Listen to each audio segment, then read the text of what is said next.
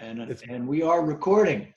Hey, Bobby Halton here, and this is the National Fireman's Journal podcast, and I'm here with two of my old and dear friends. We have been kicking around the country together for too many years, and we do an annual, we used to do an annual thing at FDIC where we would do issues and concerns, and now we're going to take that broader, and we're going to do an after hours thing where we're calling it After Hours, and it'll be Ricky, John, myself, Chief Norman, and Billy Guston. So hey, be kind of kind of a gentleman's club there for like fun. And you're giving us 6 hours to do that, right? Because it'll take us 6 hours. It's scheduled for 11 and a half hours. So we just have so Guston gets an hour, and the rest of us split the 30 minutes. Well, and Bobby, John and I were talking about this because all the years doing issues and challenges with you, we had, so much fun. Me on your left, John on your right, the whole back and forth and everything else, and no script, right? It's just like today. There's no bloody script here either. No, and it was we had so much fun over the years. But what a great idea you had, because it opens up the big room for another, because you're always trying to fit 10 pounds of classes into a 5-pound bag, and to be able to open that slot, but then to be there with you, Billy and John Norman. I'm so excited about that group. Well, we do, John. We go almost 2 hours on that other one. Is that scheduled 5 to 7? That is going to be so much. John and I were talking about it. When you first said it, he's like, "Oh God, hell, we're in." That's going to be so much fun. Each of the guys on the group are so different and bring different, different things to the table, which would be fun. Yeah, and I like the fact that at that one, when you have that kind of time, you can let people come up and ask, long questions and have a conversation about it. You're not just yes and no and move on and that kind of thing, but you can have it takes us down roads we were never planning on going. You know what I mean? Well, so the best when somebody comes up and drops a little bomb that we hadn't even really thought about, and all of a sudden it gets real, It gets really real. It gets really real Bobby, quick. I'll never forget the time that gal on Issues and Concerns came up, and it was like some horrible story about somebody being raped at the fire station. Remember that? And we looked at each other like, okay, where do we go with this? Because we always kind of start off with a little humor, a little levity, and right off this gal got up and it was some horrible story. I'm trying to remember. Wow. And I'm like, okay, this isn't. And we had a great conversation about it, but then you try to bring it back to firefighting, things that we can manage. You have the open mic, you never know. My favorite one was the guy came up and talked about having the new helmets. I tell that story all the time because the guy comes up and goes, "I'd like to get your I'd like to get your pin on European style helmets." And you lean forward, you go, "What do you say?" And I immediately said, "He wants to know how you feel about bicycle reflectors." I just threw that because I knew where it was going, and Bobby goes, "We have to talk about this." Yeah, well, but then John was like, "Oh man, that poor guy." Sit down. Well, here, I got a quick. We're doing this. Don't we? We've got this like coming up next week. We're doing one of these for like a webcast, right? A webcast. Yeah. October 1st, right? Yeah. October 1st. Yeah, October 1st. So for your viewers, we'll look for the information. We're going to have fun with that one. Let me tell you quick, John. You know this story, Bobby. I don't think you've ever heard me tell the story before. This is our private one, so. But so let me tell you. So the first time I met John Norman was at the University of Illinois Fire Service Institute. He was there teaching for years. They'd bring him in, and then he brought Sal Marchese and Donnie Haid with him. So that's where we all met. We met in the late 80s there. This thing's driving me crazy. I'm sorry. And then, so we started teaching, saving our own, in the early 90s and everything else, 90, there. And John had just come out with his first edition of Fire Officer's Handbook of Tactics. It was like almost like a beige cover, if you remember, with the brown letter. I got it right behind me. And I was, mine's sitting right here. So I was like, the stick-figure drawings. Yeah. And I was so excited because, and John, you've heard me tell this story before. Okay, there you go. That's it. And I'm like, God. So we're all teaching, and I know him, but still, he was one of my mentors, one of my idols, in the fire service, and so that being said, I have I take the book out of the Hey, plastic. John, there you go. There it is. I take the book out of the plastic, and I walk. We're at the Radisson. We're in Champaign, Illinois, on campus. I walk all the way down to his room. Everybody's out in the hallway, talking and carrying on and stuff. And I walk down to get the book signed. And I walk in. I said, John, will you do me a favor? So he goes, yeah, sure. He is a gentleman. He goes, yeah, let me. And he opens it up. He goes, did you read it? He goes, the binder's not even cracked on this yet. And I went, oh, yeah, it's a great book. I loved it. He goes, okay. So he signed a real nice message. And I said, thanks, John. Shook his hand. And I, because we're teaching the next day, and I'm walking down the hallway. And as I'm walking down the hallway, I'm getting slower and slower. And my head's hanging because I just lied to I just took it out of plastic. I just panicked. We said, did you read it yet? I go, yeah. He goes, but the binder's not even cracked on it yet. So I turned around. I walked all the way back down there. And I said, John, he goes, yeah. I said, I'm sorry. I lied to you. I didn't read it yet. I don't know. I just panicked. So he reminds me of that story. John, you heard it. So when we went to dinner one time in South Carolina, he reminds me all the time, like, oh, great. I lied to one of my mentors about, I was so guilt-ridden when I walked away. I had to go back and tell him I'm sorry. Yep. So what a great guy. What a great career. He's doing well. Yep. Yeah. He'll be on the stage with us in April. So that'll be a good. Hopefully the nation is back on the mainstream and back on the open road, and then hopefully things are. I don't know what normal is anymore, but hopefully by then things are. You'll know on November 5th. Exactly. Everybody keeps saying that. Hey, Everybody's saying that. Come on, for God's sakes. I mean, exactly. There's 100 gazillion cases, and it's tragic that 200,000 folks in America have lost their lives and hundreds of thousands of people worldwide. But like all viruses, it's now, I don't know, they say weakening or something. I guess so it's a terrible tragedy, but now it's interesting.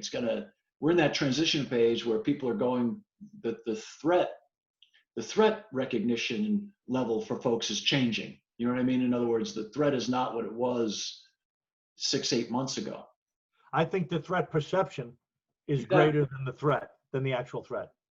Well, for many it was absolutely. When you look at the comorbidity thing that CDC put out 2 weeks ago, where the CDC said, if you extract comorbidity stuff, in other words, people that would have died from cancer, heart attacks, diabetes, other existing things that they died from, it was only like 9,000 or 10,000 people actually died of COVID, and it was always with all the rest of them had to deal with comorbidity issues, autoimmune compromises, and things of that nature, which is fascinating, but that's the conversation that needs to happen now. In other words, we still see these zones where people get excited, college campuses and such, but that population, the morbidity rate for the college kids is so low. I mean, the healthy college kids. But Bobby, it's not just like, and I don't want to call what's going on in college silly or what's going on even in public education.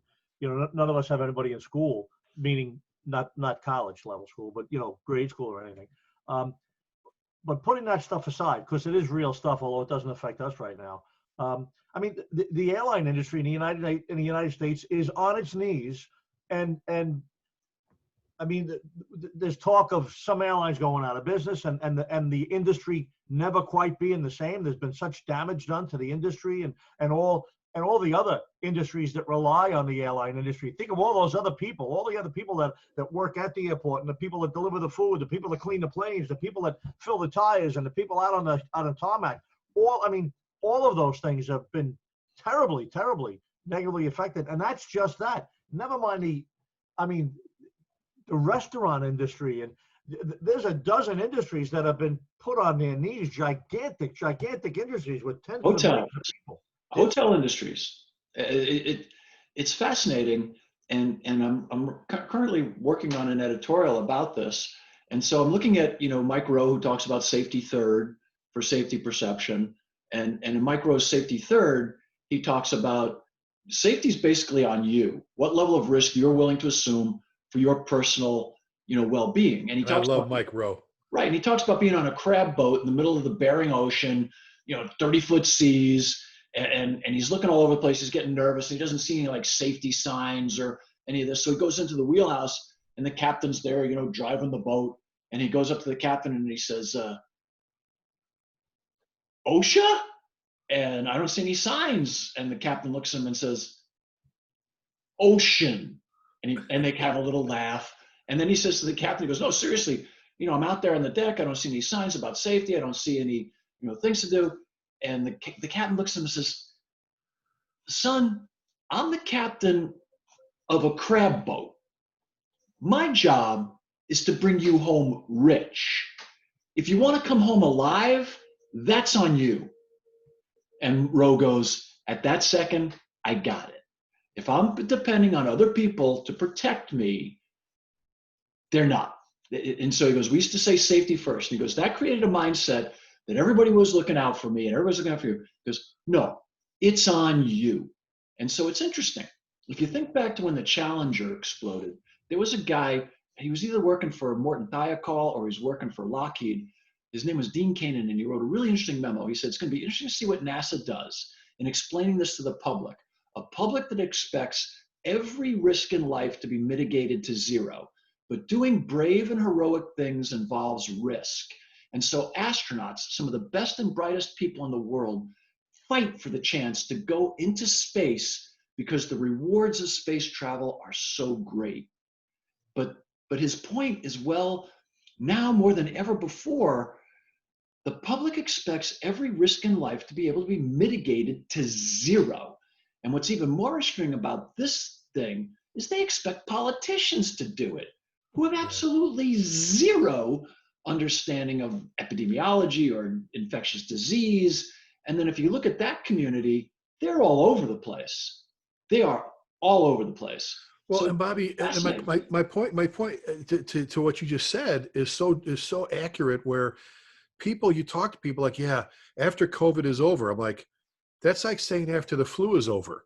The thing about the flu, and I know there's different strains, but at least the majority of the time there's a vaccine and all this stuff.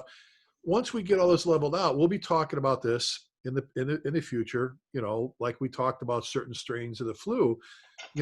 It's just it's not going away. So we have to Oh, but to John's point, the whole to lot, zero. I mean, and to John's point, it's going to be fascinating. I mean, and none of us are scientists or epidemiologists or any of that shit. And scientist is a word that I think gets thrown around far too loosely these days. Like they think everybody who's got some kind of degree in STEM is suddenly Albert freaking Einstein, and that's not the case. But the whole idea of the lockdown, we've never done a lockdown before. That's a new way to go. And that came out of China, which is kind of interesting.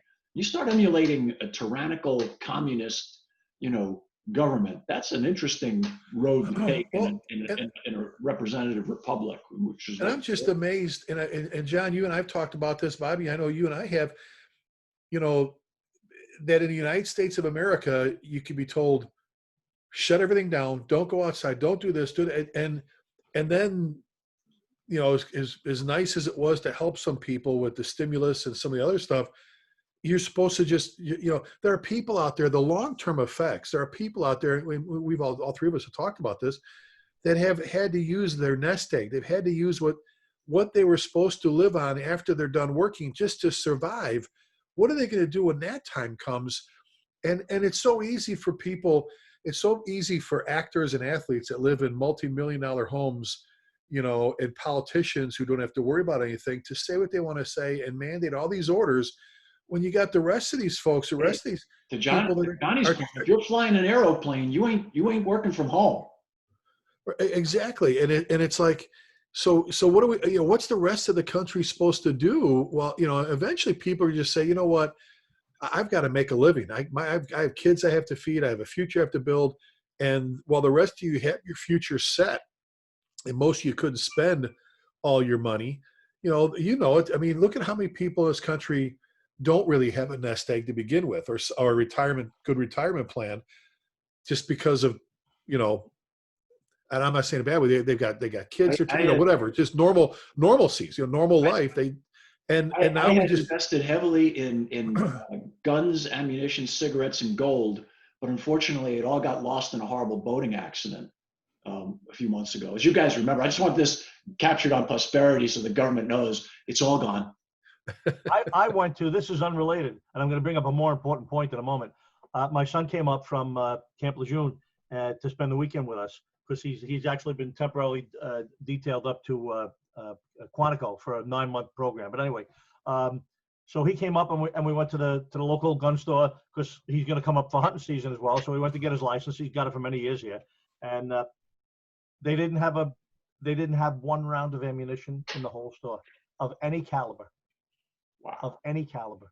No ammunition available. There's nothing here. And Academy, all the gun places, cabinets, nothing. all the gun cabinets, 30 handguns, two in the handgun cabinet, a whole rack of rifles, empty. Unbelievable. But let me get to the more important point. I want to get back to what we talked about, what you guys just talked about a moment ago. I can't believe in the United States in 2020, modern world United States, we have way too many lawyers, but full of lawyers, right? I can't believe there hasn't been any kind of legal challenge to these governors and their orders and their widespread shutting down of society. I can't believe that the Supreme Court isn't still right now deliberating whether Governor Mario Cuomo can shut the whole state down and can decide that no, his restaurants are not opening, even though the rest of the country's restaurants are open, just as one example. I mean, I walk into my local little supermarket and there's a big store there that says, local order number 32.9, New York State. So there's one guy that gets up in the morning and shaves. He decides in the state of New York and the state of New Jersey and the state of California, he decides or she decides what happens in the whole state of 100 million people or 30 million people, what stores are going to be closed and for how long the economy is going to tank. And I don't know, it's pretty scary. I can't believe that there hasn't been some type of legal, protest to this whole political solution that's been going on. Yeah, and I think it's a wickedly complex problem. I think there's a lot of factors why it hasn't happened. Like the ACLU, you think would be going crazy. It's supposed to be the American Civil Liberties. Not a word. Not a word. And you'd think they'd be going crazy because it really is about your civil liberties. And there should be somebody questioning it. There should be somebody saying, wait a second, how much power does a governor have over your constitutionally protected rights? And how about the forms, Bobby? How about we've all flown out of the country to do programs and vacate, whatever, and you got to fill your declaration before you go to Canada or coming back. And now, they want you to, they want you to fill out a form in New York, upon entering the state, and they were going to put checkpoints and stuff like that. But on the airplane, it says, where you're coming from, how many people in your party, how many children, their ages, their name. Like, and John, you were joking once on the phone. You're like, papers, where are your papers? It's like, this is what we've come to, that we're forcing people, But I think to John's point and your point too, Ricky, is that with social media and all of that, it's interesting because I was reading recently about, when we first got electronic communications, and arguably it was Samuel Morse got the Morse code out. And there were several other people competing at the same time, but Morse kind of nailed it and we were able to communicate. Oh, it's going to change the world. Peace will come, blah, blah, blah. Then we had voice, which was amazing. We had, you could put, and back then they called it harmonic electronic signals, and you could actually hear. Then you had radio, and that was going to change the world and bring peace and blah, blah, blah, blah, blah. And now you've got the internet, and all of those things had, like Hitler used radio to control Nazi Germany and get his message out. So there's always good and bad. And what I think we're seeing with this medium that we're on right now, oddly enough, is that people are so afraid to say anything that, because the mob will just jump on you. Oh, you want to kill people and you don't, da, da, da, da, da. As if having an opinion these days, if it's not the right opinion, or the opinion that's being pushed by the majority or the media, people are terrified to say anything. I mean, you see it on Twitter. Some firefighter comes out and, firefighter for Trump or Trump, and a bunch of guys will jump on him. What do you care if the guy's for Trump? What do you care if the guy's for Biden? It's not picking your pocket or breaking your leg. It's none of your dang business. Let the guy do it. But now it seems like everybody's business is everybody else's business. And it's interesting. It's like collectivism has become, we used to care about the individual, and that's what firefighting is all about. We'll take a company of men and women, a company of us will go into a building for one person. And I wrote an editorial this month about unity. And what I wrote was, and I used James Q. Wilson. John's going to get mad at me here, but James Q. Wilson was an American philosopher. And James Q. Wilson was the broken windows guy. You like him, John. He was the broken windows guy that he was the guy that helped save New York 30 years ago. So anyway, James Q. Wilson says, you're at a party. You're hanging out at the lake. One of the guys, one of the kids, one of the people at the party's kid falls in the river. We're going in. We're jiving in. If it's a bunch of firefighters, there's 30 firefighters in the river going to get the kid. Just like the fella in Detroit who lost his life saving the drowning child a couple of weeks ago. And I wrote this before that happened. So Wilson takes the next step. So you're hanging out and you see a kid in the river and nobody else is around. If you're a firefighter, you're in the river. No questions asked. You're in the river. You don't care. You're not looking for a medal. You're not looking for anything. Just like the guy from Detroit. Exact same thing. Just like the guy from Detroit. But I took it a little further, and I think this is true about us as firefighters. And we're not collectivists. We're individualists. If we saw a dog in the river, a dog, not even our dog, we'd get in that damn river.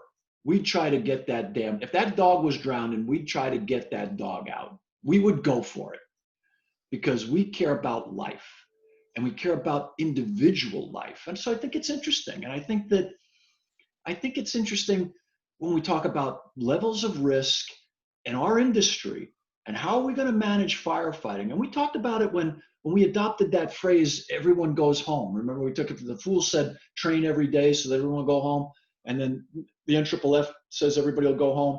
And there were discussions for a long time about, well, how do you deal with that when somebody doesn't come home, right?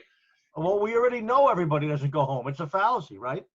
Yeah, no, Has there been a year in history of the world where everyone went home in the fire service? But it was an effort though, and I think it goes back to the Fools, that the sidetrack here, the Fools original, train every day so everyone goes home. It was kind of like a reminder that, yeah, we all acknowledge that this is a business where not everybody goes home, but our goal should be as bosses, as firefighters, to do everything we can to make sure the person next to us and ourselves go home. To Mike Rowe's point, your job is to get your ass home. Right. And that's why you train every day. I just wrote an article called Managing Danger, right? I mean, everybody faces danger. Some little danger, some big danger. You go on a medical call, you get bit by a dog. A lot of stuff can happen, right? All the way up the scale to fires and emergencies and technical rescue and high angle and gosh, everything.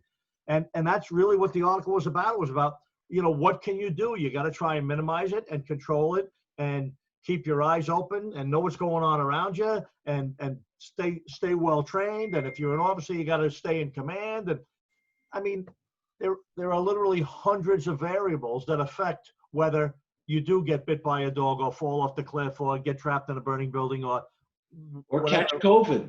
Absolutely. There's 100 ways it can happen, maybe 1,000. And a lot of them are based on you, on what you decide to do, on how you've educated yourself, on what you've read up on what you wearing or not wearing, whether it's masks or SCBA or, stuff like that. So true. It is on you, really. So, but my point was, in context of the COVID conversation, we don't have the answers to that. None of us are saying we do. So don't blow us up with we're COVID deniers. We're just saying that at some point, it's up to the individual. In my opinion, as an American, it's up to me what level of risk I want to assume. And I'm with John. I don't understand where my governor can tell me that I can't go to work, or I can't do this, or I can only have 20 people at a wedding, or 10 people at a funeral, or whatever the crazy rules. At your house. At your house even. Well, and what gets even weirder is apparently if you're a public figure, though, if you're a congressman, you can have as many people as you want at your funeral. And if you're protesting, you can have as many people as you want at your protest, but you can't go to church. So the whole rules thing and the level of risk thing, it's like gun laws. People keep saying, oh, we need tougher gun laws. No, we don't, because the bad guys don't care about the gun laws. We got really tough gun laws. Isn't it amazing? Even the pro and con gun people, the politicals, the Democrats, the Republicans, it doesn't really matter. I'm not taking sides. I have a side, but I'm not expressing it.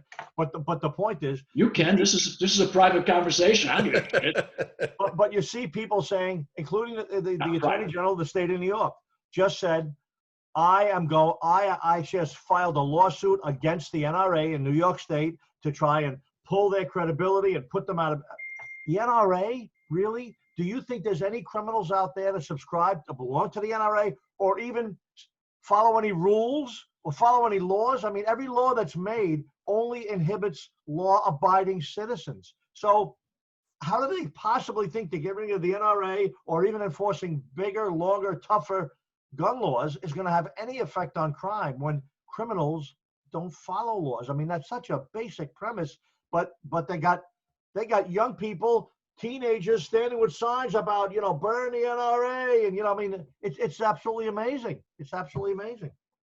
Well, I couldn't agree with you more. But that's a political move because the Attorney General in New York knows that the NRA gives about $70 million to Republican candidates. So if they're fighting a lawsuit, they can't make those donations. And it's all politically motivated. Absolutely. But to get back to COVID, Rick, Jamie posted a really interesting, and I thought spot on. Did you see it? From some nurse somewhere? It was a little dialogue from a nurse about this whole COVID thing, and she hit it. I mean, she hit it. What did it say? Right on the head. What did it say, Ricky? Did Well, you read it? I'd have to pull up to read it again, but It was so good about all the different things. It was about the freedoms that we're all giving up and the world. And she even used a couple of examples of the small chance of what it is that could happen to you and compared it to some degree to the ordinary flu or the various different flus that are out there. But it was just so right on there saying, you know what? You got to untie everything. You got to let society go back. People, the way everything is tied down and minimized and was just not meant to be. And she was even saying, in spite of the possibility, you know what? 20,000 people die from the flu. She said, everybody's not walking around all flu season saying, oh my God, what are you gonna? There's even people that just deny the flu vaccine. There's people that just don't take it. So I agree with you. It's like managing danger, or however you put it. I call it managing risk. So, if you join the fire service, we wash after every run, we wear our SCBAs, we clean our gear. All of that is no guarantee that you might not get sick Right. or get hurt. You work for arguably the finest fire department in the history of mankind, the FDNY. I think it's without maybe Tokyo. There's a few other organizations that I think reach that level of excellence. Probably LA, LA city and county, San Fran. There's a few organizations that really, epitomize hours of drill every day and really, really work at their craft. And if I left somebody out, Boston, I think is an excellent job. So anyway, all of those jobs I just mentioned have lost men and women, all of them, because the risk in our minds, to paraphrase Canaan, the rewards of what we do, saving somebody, saving a life, is so great, because when you save one life, there's thousands and thousands and thousands and thousands and thousands of people that get affected by that one person. And so you could be saving hundreds of lives because that person's going to affect all those other people. Just like George Bailey. Nope. Your brother died that day, and so did all those soldiers on that transport, right? That's right, because he wasn't there. He wasn't there to save them. That's right. But they all lived, and your brother lived because you pulled them out of the ice, because you saved them, in the ice. What a great little moment on that of that otherwise great movie, but it's so true, and it continues to spiderweb out, Bobby. I agree. Farther and farther and farther. I agree, and I think that where we run a tremendous risk as firefighters is if we start to believe that our safety is going to be protected by our organization, or if we start to believe that you can actually eliminate all risk. You just can't. And I think that the COVID event for us as firefighters has kind of highlighted we're going we're going to have a tougher and tougher time explaining to the public when things go wrong, because people are starting to assume that people got this illusion of control, and there's been tons and tons of great books written on it. Fooled by Randomness by Taleb. Just where people think that they can control. Control is an illusion, man. If you think you're in control of stuff, there's the old line. I love this. I'm unapologetically Catholic, so I'll say that right out loud. And I'm pro-life. I don't believe the government should be allowed to kill people on death row. I'm a real Catholic. So anyway, the whole idea for me is that life is so precious that you can't put people in little boxes. You know what I mean? You can't tell me I can't take risks. I'm going to take risks to save life. I'm just going to do it. You know what I mean? And that's well. And look at the effects, though. And Bobby, I sent you that information that my wife posted, that she reposted. She shared from someone else. It's very, very interesting, and it's about exactly what we've been talking about. But let's take COVID and apply it. We're talking to the country. Let's talk about the fire service and the changes. And it's kind of funny because I prefer to call it the Wuhan virus, if you don't mind. I remember certifying as a paramedic. China virus works for me. Wuhan virus. Let's like Rocky Mountain spotted fever, like Lyme disease, like MERS, which was Middle Eastern, SARS, which is South. Suddenly, unless you guys are like defending China here, which I am not, because I'm an American and my sons are military. So, well, I was getting at is look at how far we've come. My opinion, screw China. Is that Are okay? you done? We go with that? Screw China. I'm good with that. Yeah. I think we got a lot of screwing to do to catch up on what they've been doing to us, though. I'll tell you that. No kidding. So, the Wuhan virus, Rick, please proceed. Well, no, I'm just saying, you brought up a great point about, and how we've evolved, to where we're at with, with communication. Those of us, all three of us started a long time ago in the fire service, where back when I was an EMTA in the late 70s, and that it was blood all over you, you didn't care, all this stuff, and so on and so forth. And I became a paramedic in 1982. And I remember when they told me I had to start wearing latex gloves to start IVs, I'm like, you're kidding me, right? I can't feel a vein. I can't tape things. I can't, and you look at how far we've evolved. Look at what's going on in the fire service. So I found amazing is just doing some lectures lately, still traveling, and you get somewhere where, the venue set up, everybody can social distance as you want. John, you and I were just talking about this. There's a bunch of people at hundreds of people to one place, and there was enough room where you could have your own table to yourself. Everything was good. You could wear your mask if you want to. And then you get the firehouses that come in, the duty crews or the guys that just got off, and they all of them sit down together, and they're like, look, every third day we're with each other. We're eating together. We're sleeping in the same bunker, all that stuff. You know what? We're going to sit together in this classroom. Nobody's got, and it's not that they're flaunting it, but I think there's some realistic points they're making, like you guys just did that. And we've said it for years. Try not to spit on people. All three of us don't lick your fingers a lot. after an EMS run. I've said that 1,000 times. Don't lick your fingers after an EMS run. Right? I mean, that's an easy rule to follow. Yeah, now, wait a minute, because I'm following the scientists. So my wife and I, when the head of the Canadian medical deal, Canada's Surgeon General said, you need to wear a mask when you're having sex. So this is, for my wife and I when we're. Okay. Yeah. Well, but just, it's like even before this all came about, I know what I did. She did clarify it though. She said, if you're having sex with a stranger, I'm like, okay. First of all, if you're that. Does it matter if you're pretending? Huh? It doesn't matter if you're pretending it's a stranger? You're right. Yeah. But I mean, I changed my whole travel, habits long before this. We've talked about Absolutely. it. When I get to the hotel room, I've got those little wipes. I've done it. Anybody who travels as much as we do, I got packets of those things. I wipe down the remote control deal. I'm like, that's using your head. Just clean. And you look at those old couches in some of those places we go to, and you're like, okay, I ain't sitting on that thing ever. Well, and if you read this stuff, right, and John, you kind of joke, I put a towel over the chair I'm gonna be sitting in, a bad towel, because, you know, not to get too, you know, we've heard comedians talk about what goes on in hotel rooms. They joke about it, but I put that down. I wipe down anything I'm gonna touch, wipe the knobs, all the different stuff, put the do not disturb thing on, stay out of my room. I don't want, I'll come and get stuff. This is long before, and I took my catching a cold and getting sick and knocked it like down to nothing. I knocked it down to once every fall. My allergies give me a sore throat, and that's it. It changed overnight just because I practice good hygiene, if you will, just like you do with the old cancer awareness thing. Just keep yourself clean. Don't sneeze on people.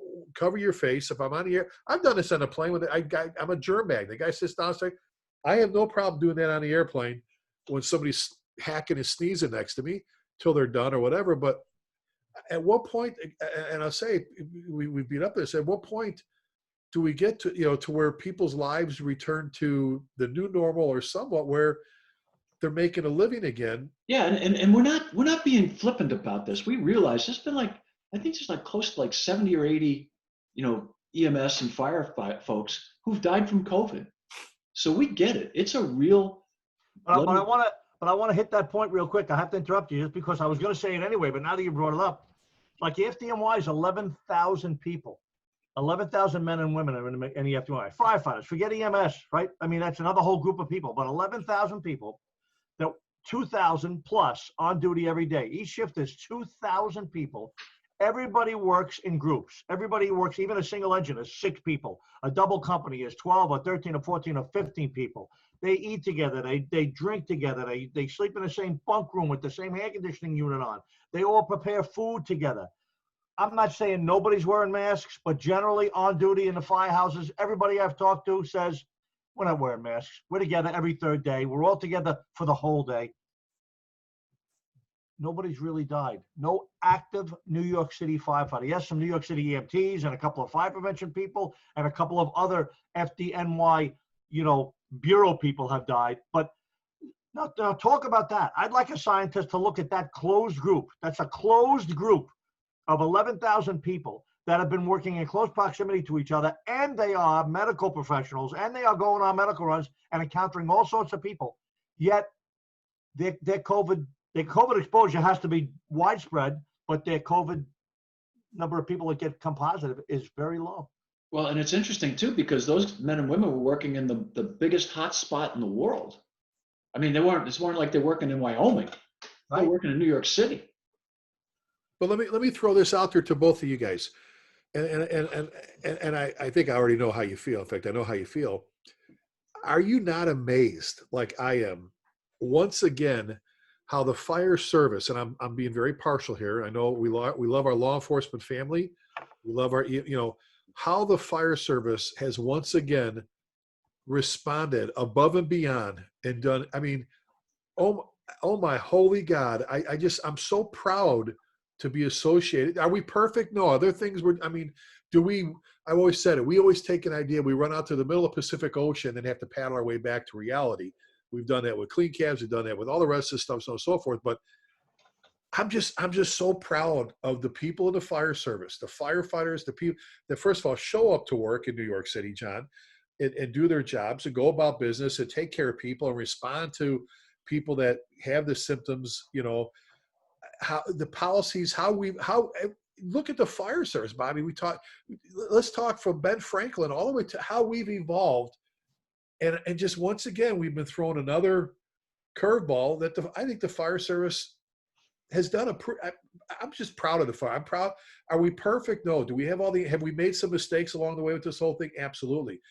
But how can you not be proud of what we're associated with? The people that still show up at 3 a.m. in South Blooming Grove to get on the engine to go somewhere, you know, the people all across. I'll tell you what, though, and just to dovetail here, any man or woman who has done this and is sworn to uphold the laws of their community and the Constitution and the laws of the United States of America, you're aces in my book. Now, do we sometimes come up shy? Absolutely. We're people. And no organization's perfect. But I would say that you'd be hard pressed. I would say that the number of miscreants and bad people that have done that is so minute. It is such a, like John But said, the number's so bloody freaking small of military, law enforcement, and fire that are bad compared to that are just absolutely outstanding. and this goes back to one of your keynotes / editorials. You did it both about the difference between oath takers and service providers, Bobby. You did it a long time ago.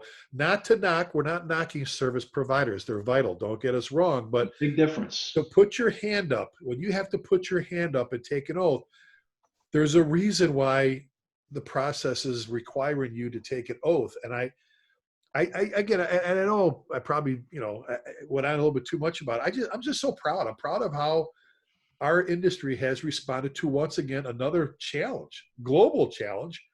And, when this is all said and done, we will have changed some things. We've done like we always have.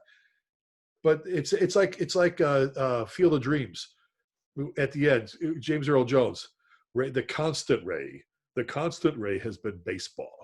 An army full of bulldozers have come and wipe, and he does that whole thing, and but baseball has always been, well, the fire service.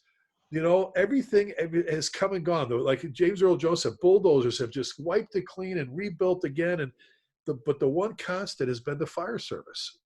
From way back when to now, and it will always be there, is the fire service. No matter what they throw at us, firefighters come up with a solution to it. It may take a while sometimes. We may trip and fall a couple times, learning how to walk to get there. But damn it, I'm telling you, it's just so cool to sit back and watch how things, I just think it's awesome. I do too. I think I think we've handled ourselves well during this, event as well as we possibly could. I think there's some interesting discussions going on right now. I'll segue for a minute. And John and I are both volunteer, and I know Ricky does a lot of work with his local fire departments down there in West Texas. Wichita Volunteer Fire Department. Yep. Are you volunteering with them now? I'm hanging with them, and that's good enough.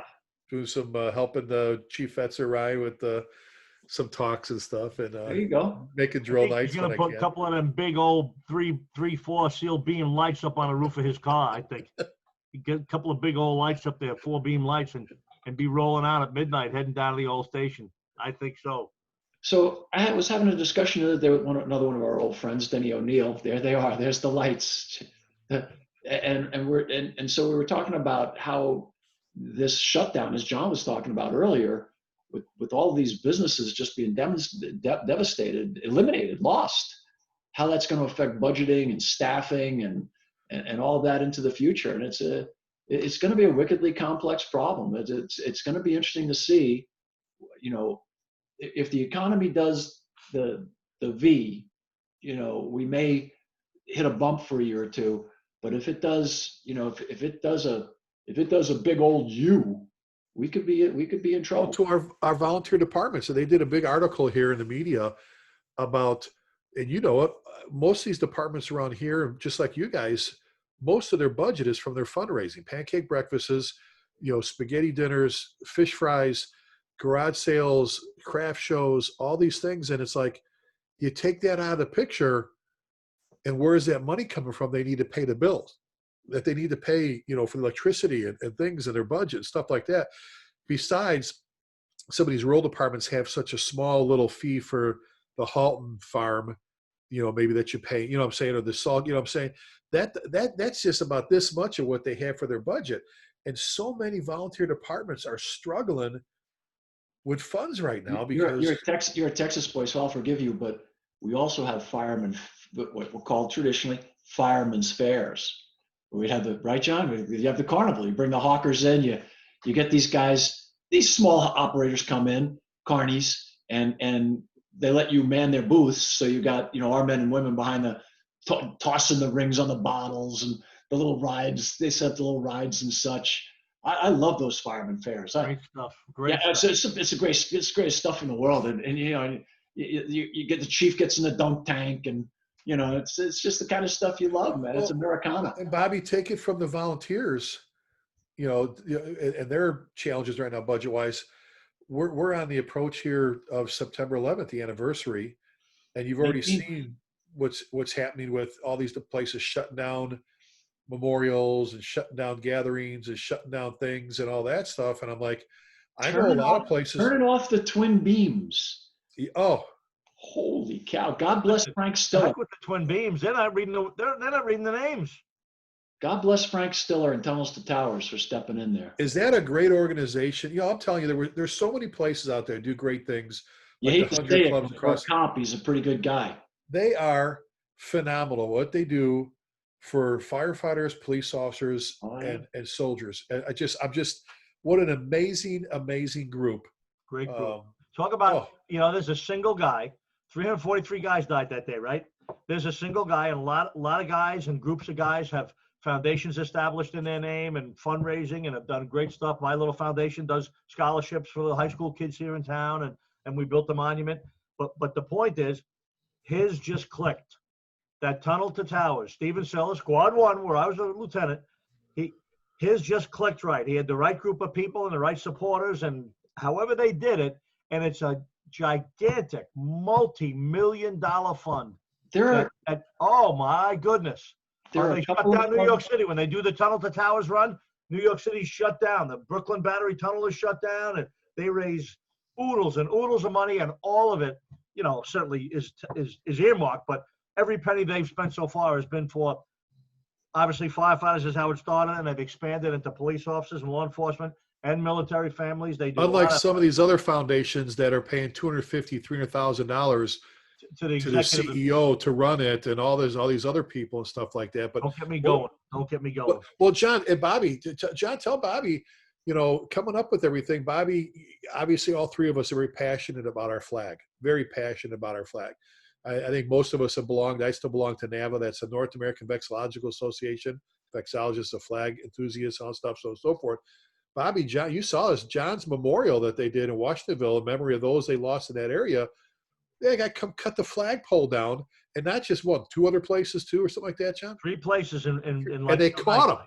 They caught him, and Wednesday is what's Wednesday afternoon. They're bringing him into Washingtonville court, and we got truckloads of people waiting to be there that day. And it's going to be a nice, calm, peaceful. Maybe even quiet. I'm not sure about quiet, but everybody's going to bring flags, and this guy's going to know he done wrong when he shows up there, man. Well, John, do we know? Is there any inclination as to why he did it? Well, the police arrested him after some video caught him in another nearby town, like the night before or maybe earlier that night, cutting down 2 other flagpoles, right? And it's an American flag issue. It's not a firefighter issue. It's not a World Trade Center issue. Just so happened the flag at the World Trade Center. He's another one of these Antifa kind of anti-American guys. Yeah. So he's an anti-American flag, whatever the issues are. The cops didn't really expound on it, but they did say that. They said it was not related to the fact that it was a World Trade Center memorial.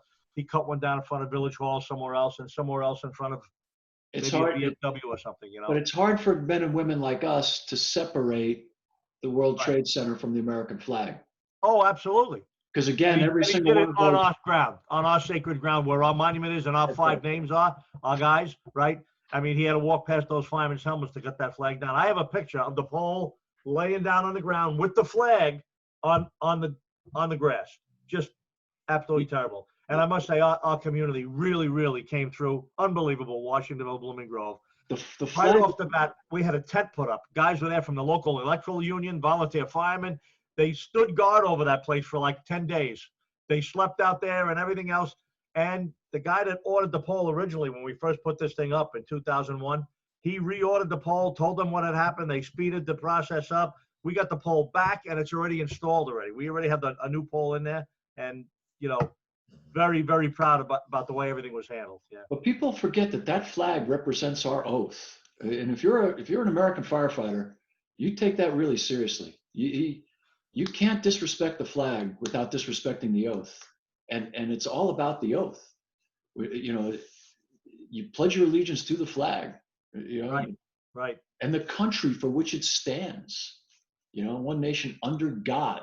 And so people who are against the flag, in my book, there's a country I think it's called Venezuela. And China, they're taking people. You can Bobby, that's the immigrate. least of it. Against the flag is the least of it. Look what's going on out in the streets in so many big cities in America right now. Look what these protesters are doing in the name of protest, in the name of justice, in the name of They're anarchists. and shamefully in the name of some really good legitimate causes. Those They are people are tearing anarchists. things up.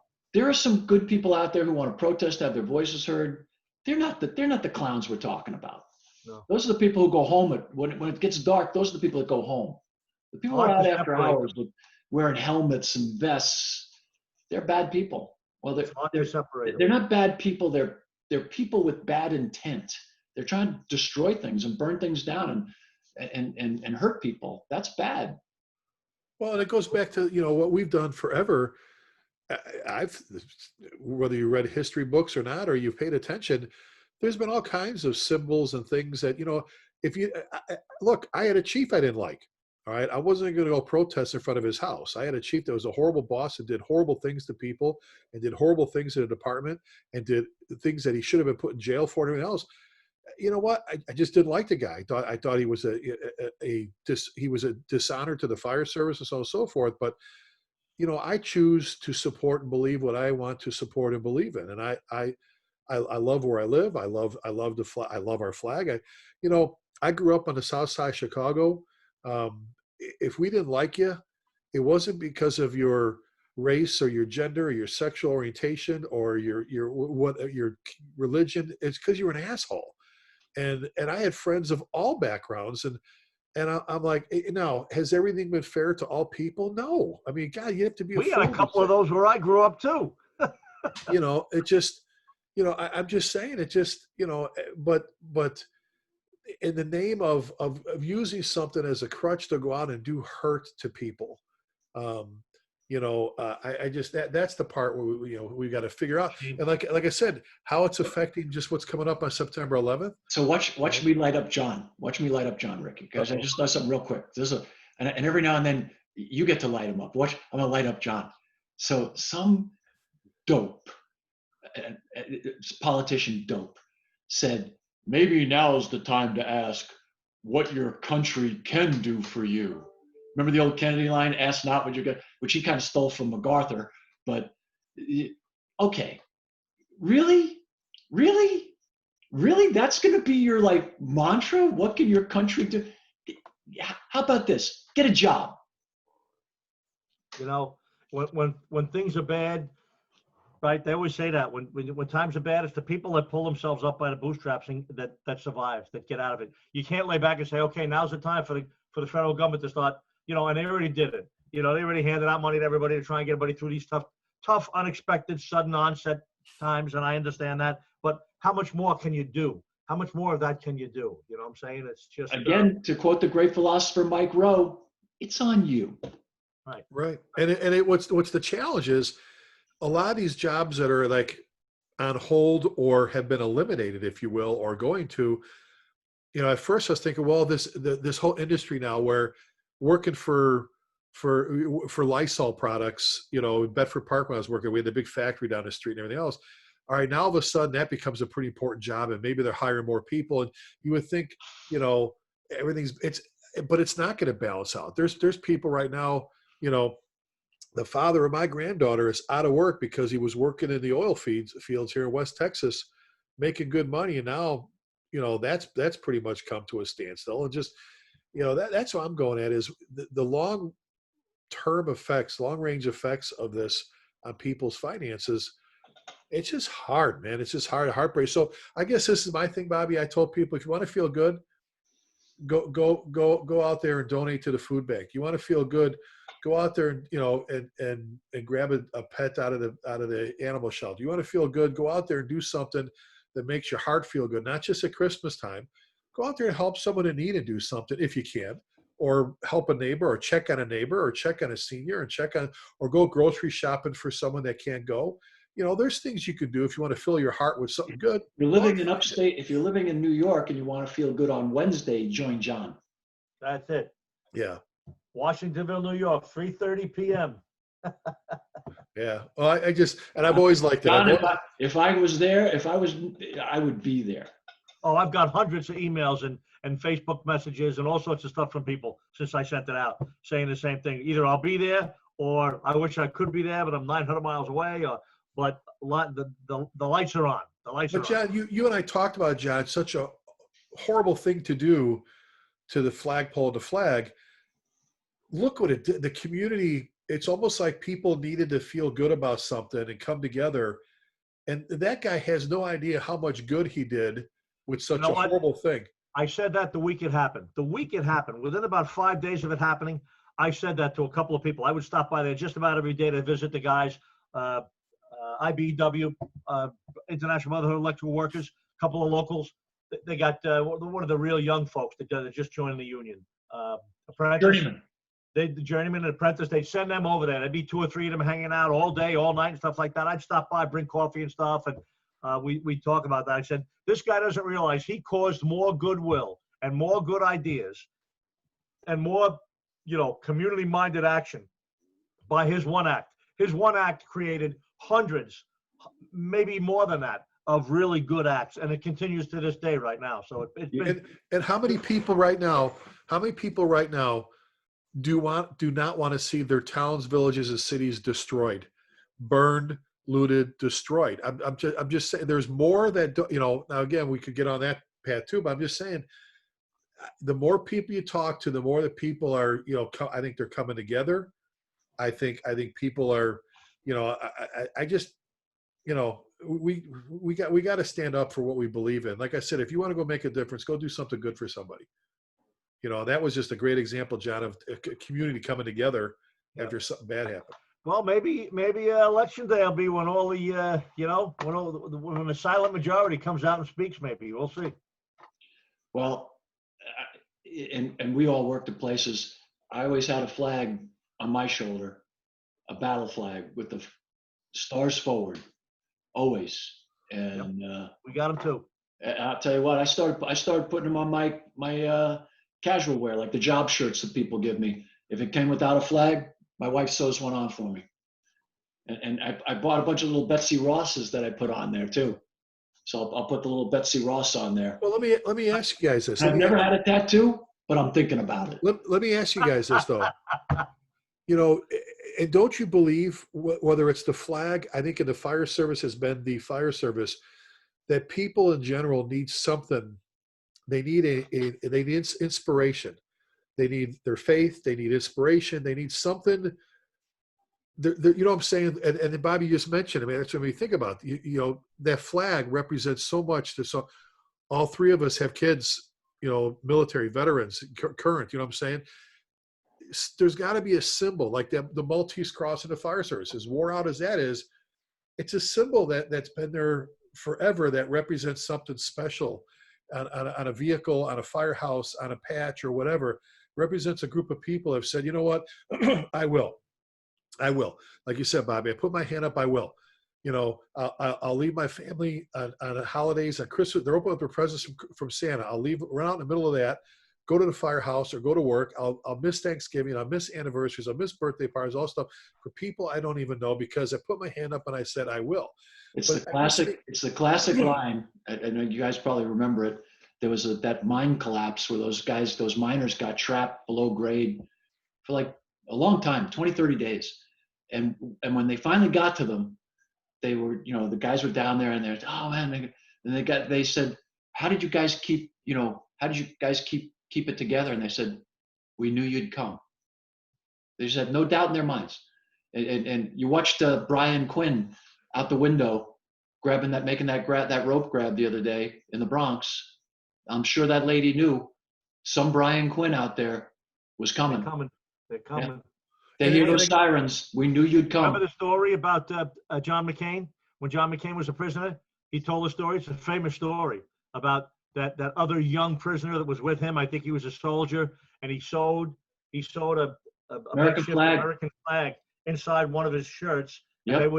And they would put that up and say the Pledge of Allegiance at the end of the day, all these prisoners. And he said for weeks or maybe even months or maybe longer, that's what everybody drew every breath for all day so they could make it to the end of the day and say the Pledge of Allegiance. That's how important that was to them. That one little item, that American flag, that symbolism of what they were trying to stay alive for, and where their families were. And that, what a great story. And the fact that they found that and they beat him and burned all his material. And when it was all said and done, John McCain said they nursed him back to health with, bread and water. And as soon as he had the strength, he sewed another one. Another American flag and another shirt. That's right. That's right. And I guess I said it goes back to, I think you have to have something you believe in. You have to have something, you have to have And you something. have to have the courage to express it.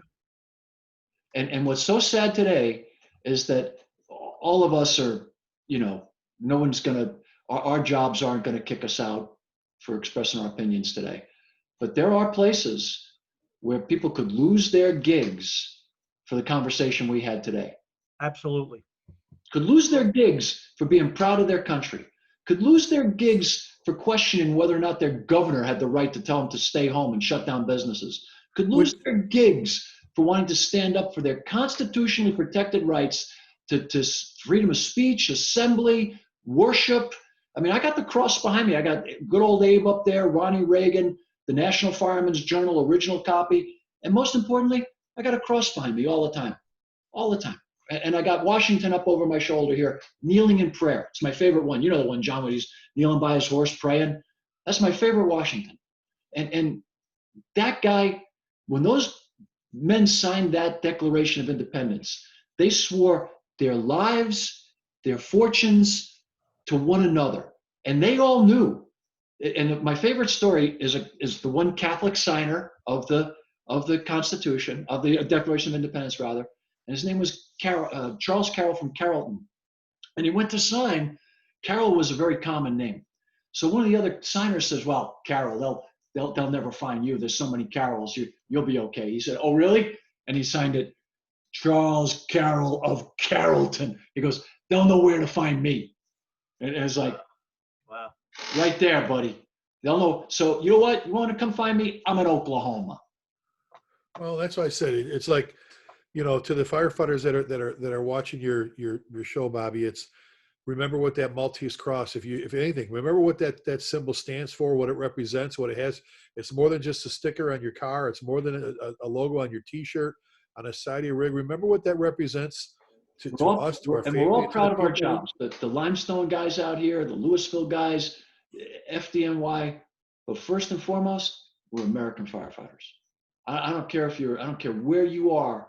You're an American firefighter. Doesn't matter if you're working for wherever you're working for. First and foremost, you're an American firefighter. Then you're an FDNY firefighter. It's like Washington said. He was from Virginia, but first and foremost, he was an American. Well, we'll get back to our new normal, hopefully soon, and this will be a conversation we'll be having later on about. Do you remember when? Yeah, and my point to everybody, and why I wanted to talk to you two guys, is that you're not afraid to express your opinions. You're not afraid to say what you think and feel. And it's not that we think the virus isn't real. We absolutely think it's real. But we think that people should have a right to assume the amount of risk that they're willing to take and not have it imposed on them from above. I think that you have certain liberties guaranteed you in the Constitution: the right of assembly, the right of worship, the free speech. Exercise it. Exercise it. Think about that one point that I hadn't thought about until you just said it. The right of assembly. Somebody could go right to the federal court with and say, "Who are you to say we're locked down? We're going to assemble." Right? Could be done.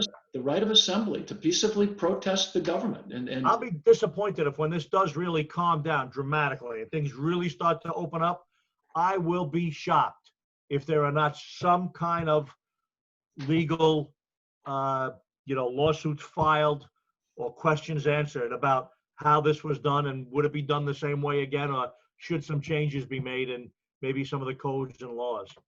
Well, I think we're already seeing that, where a lot of politicians are saying we'll never lock down again. We'll never let this happen again. Now, don't say it to Andrew Cuomo, because he's got his crown and a throne and everything up there in Albany. Well, it always comes down to how many times we talked about this. It's so sad that the very people we elect or appoint to take care of all of us, in most cases, are the ones that are doing quite the opposite. And it's just amazing that the very people you're supposed to be able to trust, that would be like, And I think it's important to remember that, and we've been talking a lot about politics and what's going on today. But this is about the timing is right for that. And you're right, Ricky. You're exactly, and I'm just saying, Ricky's exactly right. You're exactly right that the people, we're different than those people. We're the people who actually do protect people. So to Ricky's point, those politicians, they're supposed to be doing what firefighters do, but instead they're putting, for us, it's always about the mission, protecting lives and property, the troops, and then the bosses. The politicians, it's about them. And that always is and always was. That has come across. They're not. It's hard to find nary one that's really about the country anymore. And the minute they get caught doing something, oh no, it's not my fault. It's this person's fault. Like there was a lady in California who went and got her hair done.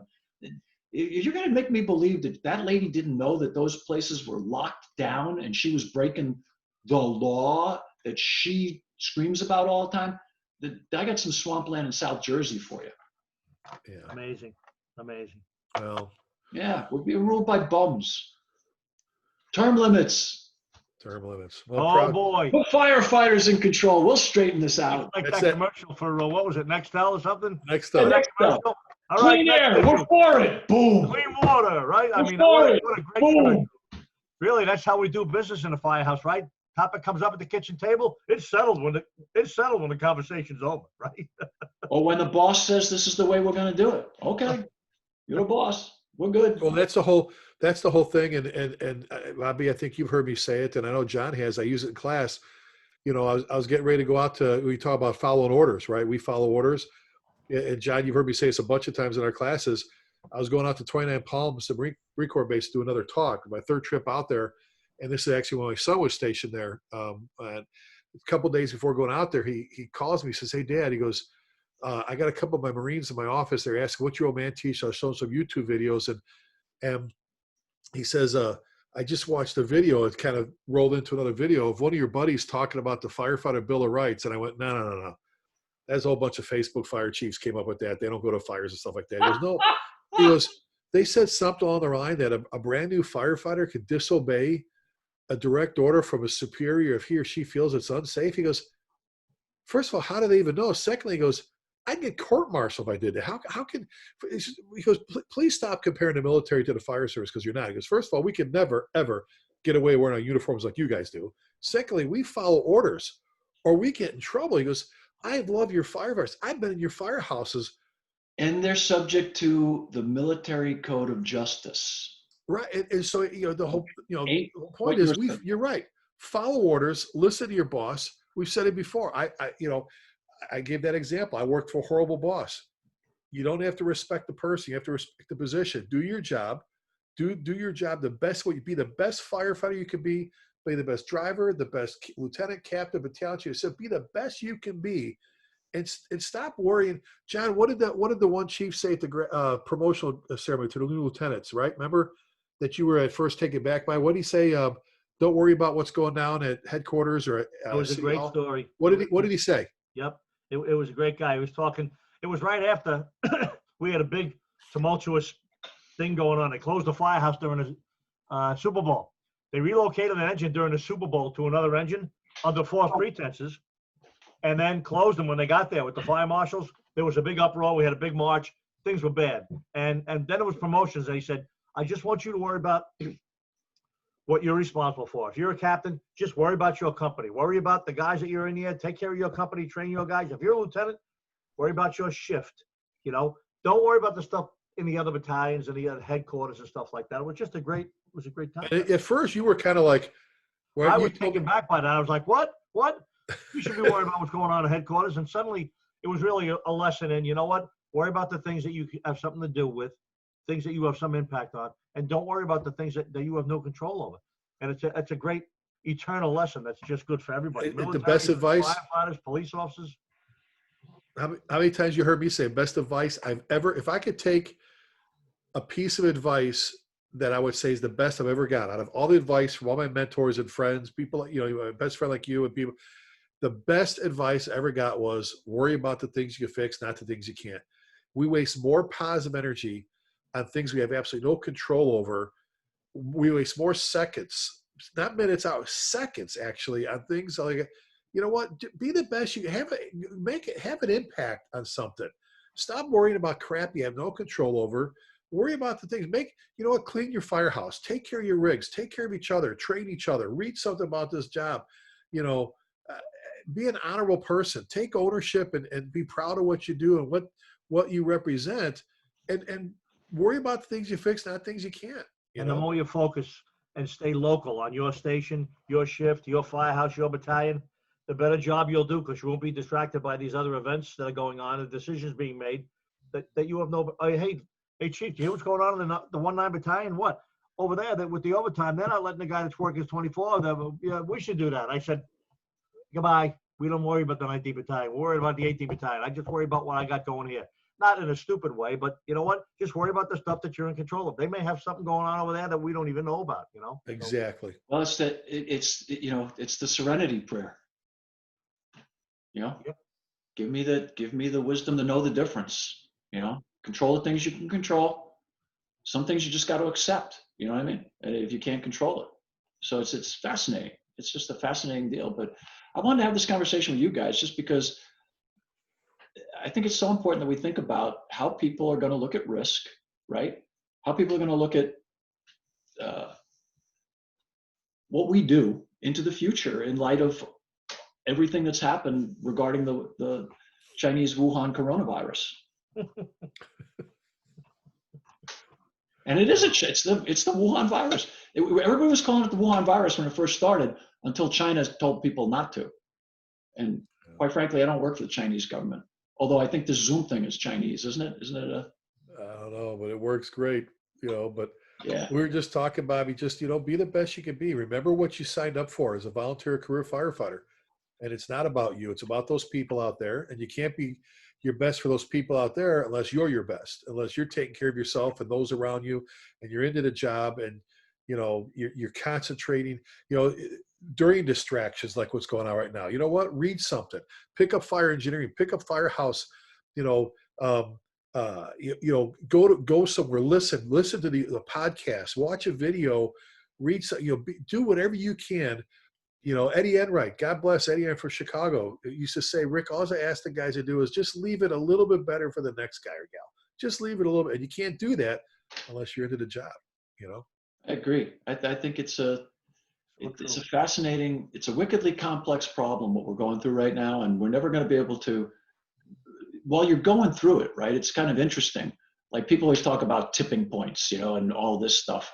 But while you're going through something, you know, it's hard because, especially today, there's so many voices and things and opinions and pressures. So, you know, when you're at work or a call comes in, be about the call. You be about the job. Just stay there. If you're at the kitchen table, you know, and between calls or whatever, you let your head go wherever you want to go. But when it's you know, that's fine. But when it's about the job, it's got to be about the job. You know what I mean? And I think that, you know, we've seen just a bazillion great examples of firefighters that just been able to keep their head in the job, and I think it's I think it's really important. And All the great companies I ever worked for, all the great officers that have worked with me and for me, and that I've worked, always was the same thing. You know, you do it a little of this, you do a little of that. Different people have different strengths and weaknesses, but when the bells ring, when the run comes in, 100%. Guys could be at each other's nose arguing about something, like ready to pop the guy in the nose, and the run comes in, whoop, they're forcing the door a minute later to get it. Billy, this way, hit. You know, if you can do that, you know. Look around the kitchen table, right? We've said it. We have every race, religion, gender, upbringing, education, politics, everything. We have everything.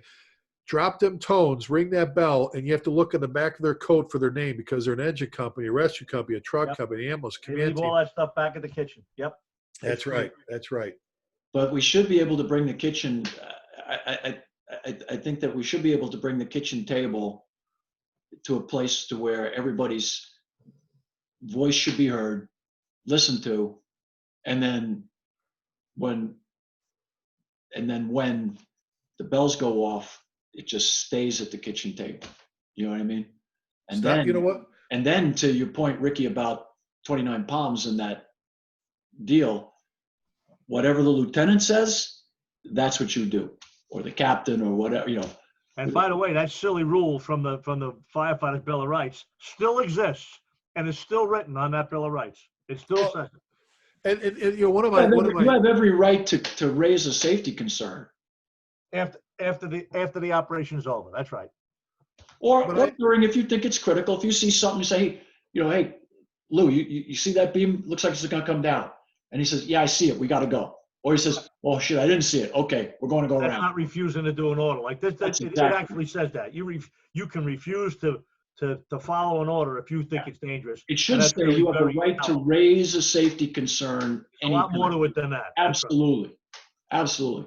And I tell you what, well, I was just say one of the comments, Bobby, that one of my city managers, Claude King from Louisville, great boss, brilliant man. You know, during one of our many internal affairs investigations or other things, he said, he looked at me, he just looked at me, he goes, firefighters are cannibals.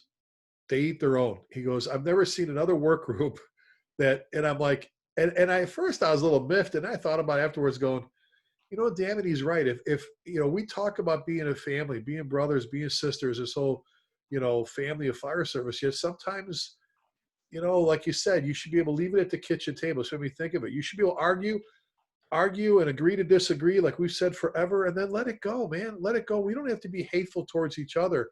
We don't have to be, you know, disrespectful towards you. We can get in each other's face, John, like you said, but when all said and done, remember what we're there for. And, you know, we may not be having Thanksgiving dinner together, but, you know, stop the whole cannibalism thing in the fire service. Stop attacking each other. If you really believe in what this brother-sister thing means, then wrap your arms around it and do what you say, and do what your tattoos and your T-shirts and your stickers say, instead of just playing lip service to it. Take care of each other. Well, you know, John and I were down in the Great South Bay crabbing the other day, and we were throwing the crabs in the bucket. And this guy came walking up to John and says, hey, you're Chief Salka, ain't you? He says, yeah, I am. He says, how come, Chief, you don't know to put a lid on that crab bucket? The crabs is just going to crawl right out. John looks at the guy and says, oh, no, we're catching firefighter crabs. The minute one of the crabs gets up near the end of the bucket, all the other crabs jump on his back and pull him right back in. You got to write a book, Bobby. Never happened. Never happened. Never happened. I shouldn't say that. I don't have the time to write a book right now. People ask me, you write a book? I don't have the time to write a book. Right now, I'm too busy living. Busy living. Good idea. Well, yeah. Maybe that should be the title of the book. Too busy living. There you go. A short one, 10 pages. That's all. You know what I'll do? I got a great idea. You write a chapter. I'll get 8, 10, 12 other guys. Somebody already did that. Somebody already did I'll that. put my name on it. Somebody already did that 3 times. There's like 10 guys doing that now. There's like everybody I talk to, so I'm going to get like 50 contributors. I'm like, oh, okay. You know what book I haven't seen that I do want to see is Ludwig's book. Did you see that? 40 things from. No, 400 and 401. 401, you know, piece of advice from firefighters, you know, around the country. I thought that sounded pretty interesting. You got it, Billy? Oh, Bobby's got it. All right. There you go. Nice. Veteran firefighters can teach you. You know what? It just looks like a good concept, you know? It is. I read it. It's really good. And what's cool about it is they're like that short, like most of them. I'm sorry. Let me get this right. It's like Chalk the car. No shit, Sherlock. Yep. But there's a guy who, you know, he tells Same the thing story. with Billy's books, right? Pass it on. Yeah. They're all great. All Yeah. short little 1-2 page things, you know? These are even shorter. Draining the supply line. I mean, it's like, okay, it's good. It's like, you know, it's like it's got some really it's really well, good. let me throw this out there before we finish up, Bobby. You know, years ago you had the essentials manuals and the IFSTA books, which were like you know, I always call them the ERG, Emergency Response Guidebook of Hazmat. They were like the basics of everything. And then, you know, you had books that, you know, people like John Norman and other great fire service leaders before have written. I think what we're missing, I think we've gotten so far down the path of expertise that it's hard to find good books that are back to the basics. It's like when Glenn Corbett got together with Frank before he passed, and they were going to do their book, and he finished in Formula Else. He took the building construction book and actually gave you scenarios you could read that I could go, oh, now it makes sense, instead of me trying to get this other stuff. Yeah. And if you read the beginning, he'll tell you, Brandon will tell you, don't read this book from cover to cover. It's not meant that way. You go look for ordinary construction. You go look for this. But Glennie took it and combined all that and then said, gave scenarios. But to be honest, I think we're missing, back to the basics is a overused phrase, but I think we're missing, Bobby, a lot of those quick little snippets, tidbits of don't do this, kid. Don't do this, kid. Do Well, this. funny you should say that, because now we're working on a project right now where we're going to be doing exactly that. And guess what? In an app. Because then you got it right there on your electronic device. And John, these are telephones, but they also have microprocessors in them. So it's a computer with a telephone app. And phone. And an app, John, is it's a computer with a telephone app. I had to.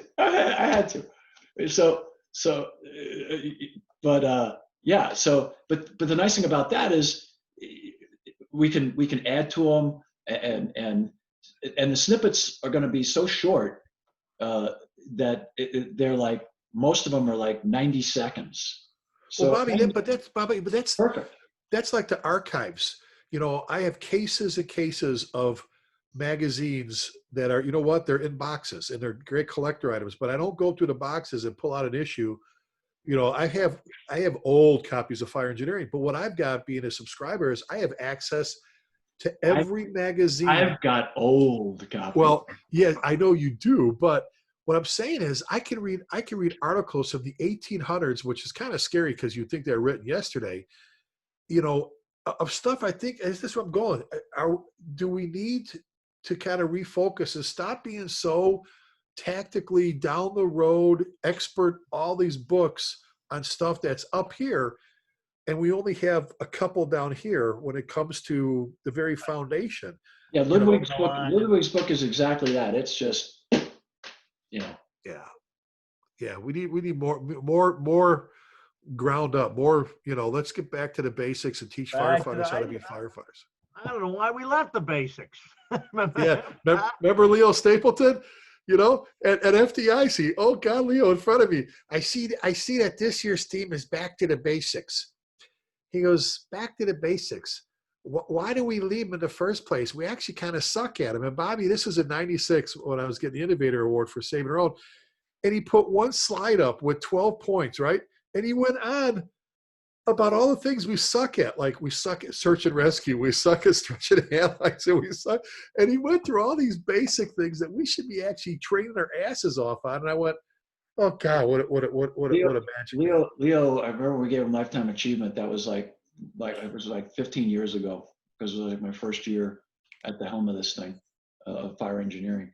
And it was a great honor to be able to do something like that. But when you visit with Leo, you got to remember, when he says we suck at something, he means, I don't care if you're John Norman, I don't care if you're John Salka, I don't care who you are, we all suck at something. And if we don't do those things all the time, we will soon suck at the basics. Yeah. So and that's why I think in the fire service, the basics is almost like a bad word, because there is nothing that's everything we do is basic, and you just keep building and building and building and building. How many times have you heard me say, Bobby and John, you have that on your fire engine? The most important thing on that fire engine is the fire hose and the water. Nothing. I know there's EMS equipment and everything else and all that stuff, man, but nothing else. How good are you at stretching hose? How good are you at how many times you stretch hose, and you can see it in YouTube videos. I just watched another one. I'm going, are they ever going to stretch any hose? I would challenge you there, though, and again, to the basics.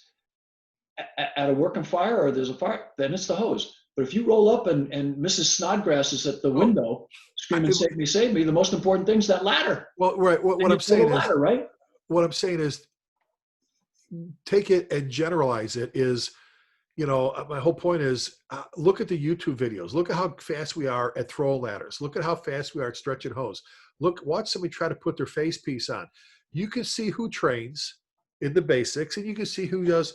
And there are people that haven't stretched hose off the back of their engine for training since the last time they hose tested it. You know, instead of like one of John's firehouses, they have a hose bed welded a prop where they can take, instead of having to take off the engine because they're stretching hose. I mean, I always appeal to the competitiveness of firefighters. I don't want to, like, right, we've said it tons of times, I don't want to wear the t-shirt that says that we suck less. I want to be the best. I want to be the one that Chief Halton, the Chief Salka goes, Lasky, here, right now, come on. I don't want to be the last one picked for the team. And the only way you get that way is you train and you bust your ass.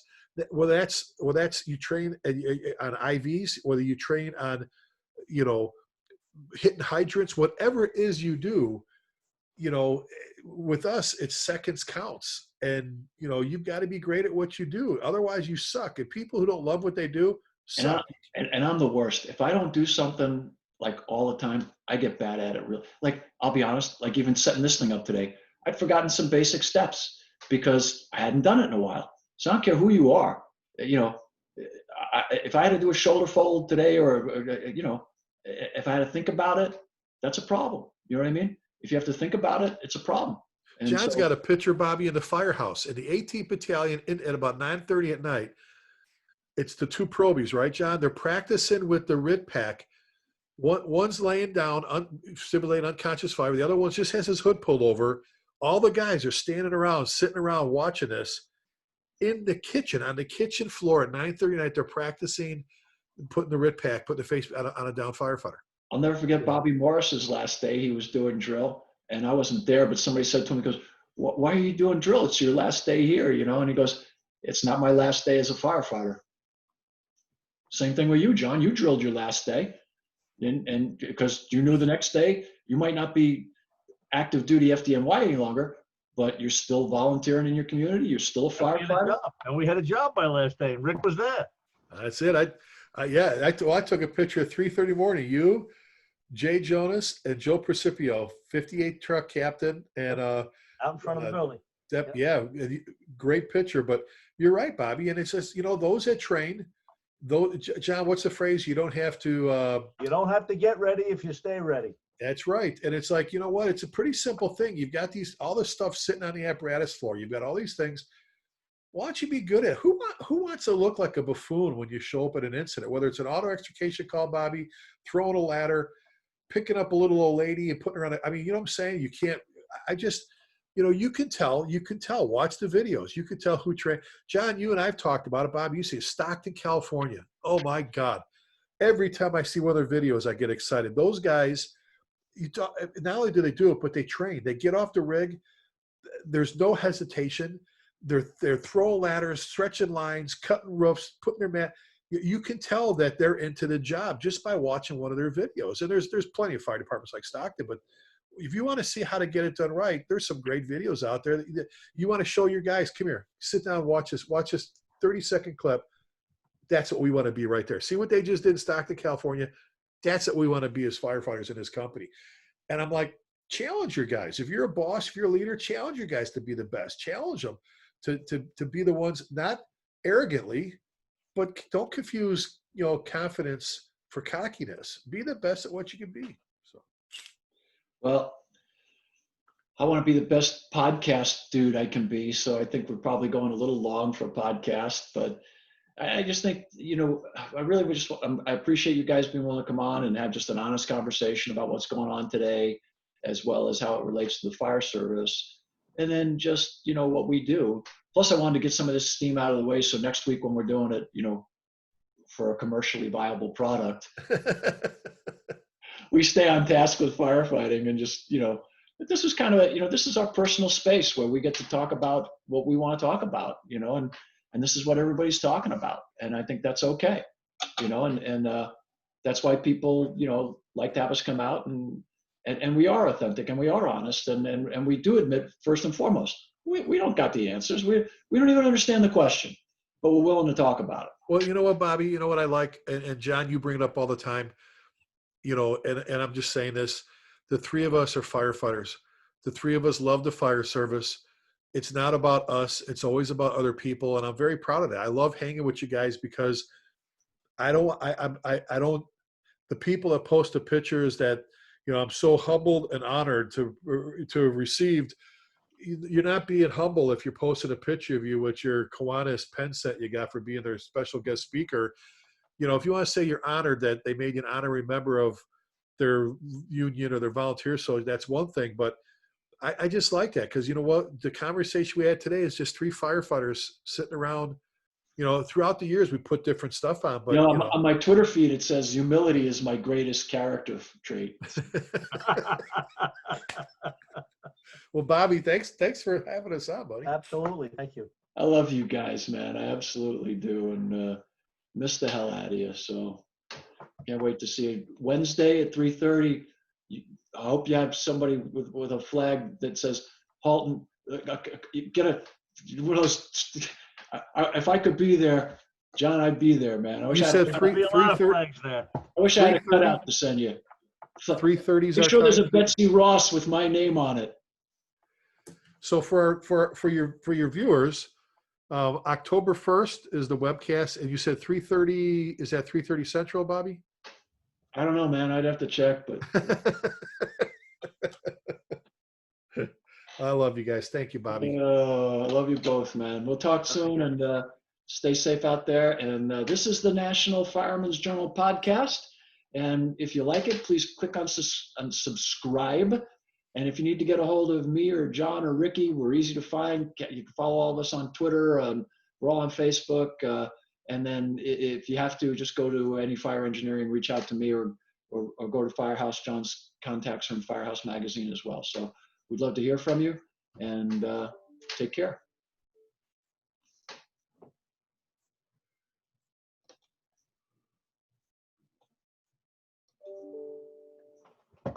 I think we're off. Can't tell. Gotta put my glasses on. Says recording. Yeah, does it still say They'll recording? cut it when they edit. Oh, yeah, it does say that, huh? I hit the little button. What about now, Ricky? Rick, we ran a little bit late. I can't even stay to talk. I'll have to call you back in